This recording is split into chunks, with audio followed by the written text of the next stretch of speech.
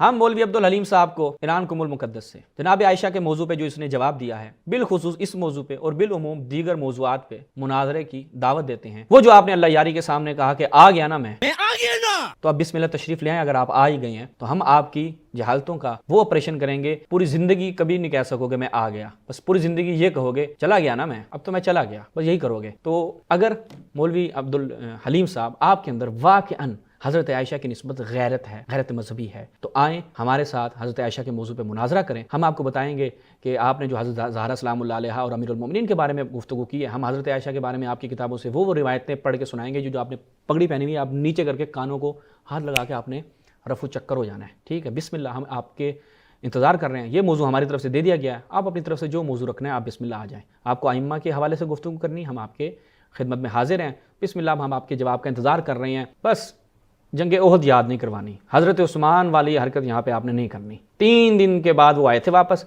लेकिन आप थोड़ा सा टाइम से वापस आ जाइएगा। वस्सलामु अलैकुम वरहमतुल्लाह।